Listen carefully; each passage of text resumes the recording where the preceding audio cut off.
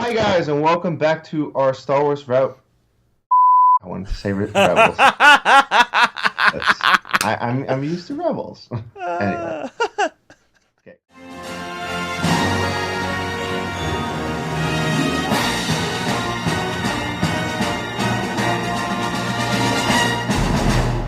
Hi guys, and welcome to our Star Wars Resistance recap show, Viva la Resistance. I am your host, as usual, Kees, and I'm once again joined by Chris Doman. Chris, how are you doing? And, episode 3. I'm really digging this show. Oh my god, it's not even funny. I am digging the heck out of this show. Oh, yes, and especially, actually, this episode, I really liked. Mostly because of a certain voice by a certain Lord of the Rings actor, and I might have a certain love for that trilogy. So yeah, that was a lot of fun to actually have Elijah Wood voice one of the characters in this episode, which was really cool. Yeah, and I really like this episode actually. I really dug it. I'm so far enjoying the show quite a lot. So yeah, what were your thoughts on this? See, now, okay, from the first 5 minutes of the episode, I was a little worried I was going to, start to lose it. But then there was this little thing that happened that was that Dave Filoni did this all the time with Clone Wars and Rebels, where he would set up something that is technically a cliche, but the twist he does on said cliche would absolutely throw you for a loop. And that's what this episode was another example of, especially with Mr. Wood, and I'm totally blanking on his character's name right now. Jace Rucklin. Jace Rucklin. Yes, that's right. Because Rucklin is essentially is Kaz without any form of discipline. Yeah. Because that's the one thing that Kaz, that's one thing I'm glad this show actually remembered is that, oh, wait, he is still a pilot for the Republic, so he should have had some form of military training and discipline. It's like, yeah, sure, he's a punk. He's a bit of a punk kid, but he's a punk kid in a very relatable sense, which is something that, every kid at one point has been a punk kid, or at least some kind of some form of it. Yeah. Considering I used to be in a punk band, yeah. Yeah. What I found really fascinating also really just came down to the fact that he's slowly becoming my favorite character because I'm actually seeing him go through an actually compelling arc. Because, look, I liked Ezra in Clone Wars, but no, Clone Wars? That's interesting. Or sorry, Rebels. Sorry. But with Ezra in Rebels, was he anyone's favorite character? No. That's very true. I think I'm not sure who my favorite character is at this point. It's just too early. But Cass, at least, there's a lot about him that interests me that I would want to see. And like with Ezra, there was I actually had that at the beginning of the show, but then they kind of didn't go where I thought they would go, or anywhere interesting. I thought what they did with the character of Ezra in Rebels was eventually just not interesting to me. Are you referring to a certain event with holocrons? Maybe. Okay. In terms of Cass is he is. It makes sense. It really makes sense what he does in this show. Like he is really a punk kid, and yes, he makes his mistakes. I think everyone at that age has. I think everyone at an older age still does. So, nobody's perfect. Everyone's human, and everyone makes mistakes. And to what degree, of course, depends really on your age. The older you get, you are supposed to make less mistakes, but you still make them. But we see Cass in this episode where, he's kind of done with being a mechanic. He's like, I don't want to be a mechanic. I'm not here to be a mechanic. It's only my cover story, and I don't care for it. I just want to, have fun. And he comes across this group led by Elijah Wood's character, Jace Rucklin, who are a couple of guys more of his age, more understanding of him. And then Cass is like, oh, these are people that I could probably better associate with than Jaeger and whatnot. Even though Jaeger is the honorable good guy, and Rucklin, we find out, is actually not. No, not really, because he steals some kind of fuel that blows up his ship, and he should actually thank Cass for saving his life there, because well, yeah, Brooklyn would be dead if it wasn't for Cass, really. And I thought that was like a very interesting moment that even though Cass knew that Brooklyn deceived him, he still went out there to save him. He literally just jumped onto the ship to make sure that Brooklyn got out of there. Pretty well ballsy move, really, to do that. I wonder what are your thoughts on the group? I like Elijah Wood's character. I don't care to see him again No, because he's kind of an airhead, but I did like his two friends, and I like the little dynamic that they all had. But what I also really appreciated was again probably one of the funnier Niku moments in this episode when Kaz trying to sneak out. He's like, "Hey Nico, can you go grab a tool for me? I don't remember the name of it." this one. Is it this one? Is it this one? Is it this one? Oh, it's definitely not this one. This one. Like again, it's more that humor that I was afraid was going to suck outright, but no. This is just the right amount of humor that everybody can appreciate. Granted, is everyone going to like it? No, because some people want Blazing Saddles. Subjective.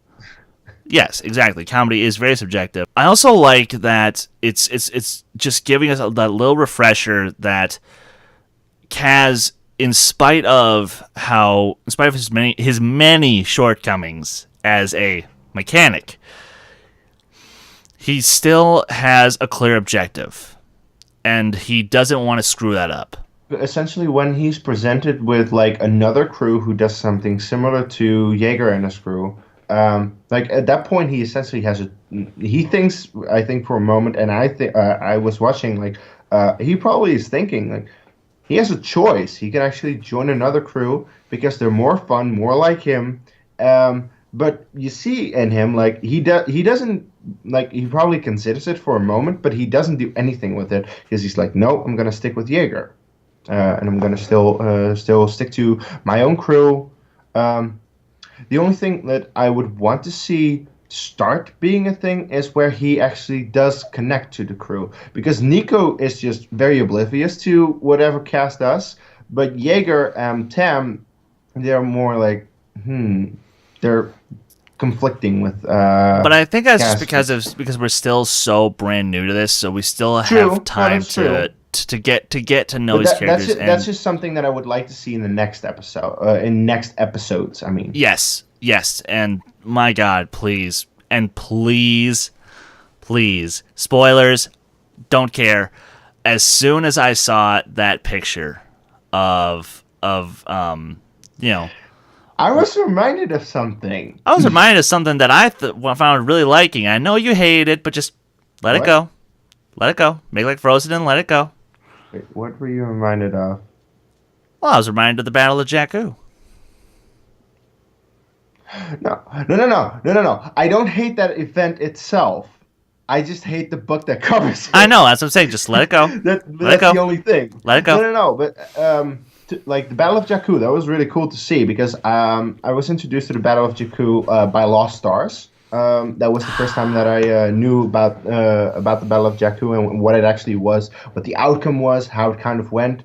Of course, Aftermath Empire's End goes more into it, and I will have to admit, while I don't care for the trilogy, I do think like the end part of Empire's End, where we actually do focus on the Battle of Jakku, that is well written, and that's cool, and actually showcases the battle well. What I was more interested in was the picture of his family. Jaeger and a woman and a son. I'm not entirely sure what to make of that. But I think you and I can guess what happened. There are a couple of possibilities. They probably died. Yes. Which is why Jaeger is so grumpy all the time. And old. Something else might have happened that I just don't. Yeah, I can't really think. But we saw the picture. Like he had a family at least at one point, and what happened to it now? So yeah, as we've said in the other reviews as well, Jaeger is the most interesting character because there's a lot of mystery and a lot of stuff that is yet to be explored, and we're building up to that. I think we'll get that. Might even be this season. So we'll see. If they don't okay, because spoiler alert on my crazy speculation, he dead. He's so dead. But before they kill him off in some truly horrific fashion, which will make everyone cry, probably ourselves included, I do just feel like I need to say that, yes, to answer your question, they will answer that, and they will answer it probably, if not towards the end of this season, at the start of next season. We're gonna get there at one point. But yeah, Jaeger, he's a very interesting character for sure. What I'm looking forward to in the next couple of episodes is that Cass has a couple of bonding moments with him, with Jaeger and with Tam maybe even. And that he even somehow gets through to Nico, because of course Nico is very set in his own ways. But I do think that there is potential there, because hey, Nico is kind of like Drax in Guardians of the Galaxy, and they even got through to him in that movie. So we'll see. Yeah, this was a very enjoyable episode where it had a couple of things that made me think, okay, I would like to see this more in next episodes, but overall, I like this episode a lot. What are your final thoughts? My final thoughts are, obviously, I love the cameo because I love Elijah Wood, but what I really want to start seeing is, just like you, I want to see more interactions between this main cast. I also want to see more of the aces. I want to finally see Hype Faizan. I finally want to see more of that Russian-sounding lady. I want to see more of the young perky girl from the first episode. Like, I want more of her, because $20 says her and Kaz get together, but that's neither here nor there. We'll see. We'll see. Because, technically speaking, my running bet on Ezra and Sabine is not officially over. That bet's not officially over, but can we just not have that be a thing? No. But bottom line, more interactions is all I really want. And honestly, more interactions of cast with characters. Let's bring in some more races. I think they're covering it well so far. I think we'll probably see more in the next couple of episodes. Would be nice to have Cass interact with like some kind of alien species that comes to visit or something. But we'll see about that. That'd be nice. Anyway, that was really all we can say about this episode, I think. So, Chris, where can people find you? Yes, you follow me on Twitter, Instagram, Stardust at Skywalker Dome, and you guys can follow Dedicated Art on Twitter, Instagram, and Facebook at D2A Channel, and you guys can follow my band Silver Nightfall at Silver Nightfall. And you can find me on Twitter at Dutch Movie Guy, on Multiplex Entertainment, competing sometimes in fandom. They're a good channel. I like them, and I want to support them, so check that out. And, of course, Kees Cornelis on Facebook if you figure out how to spell that, which should be in the descriptions. With that said, guys, that was the show, and I will say Viva la Resistance. May the Force be with you, always.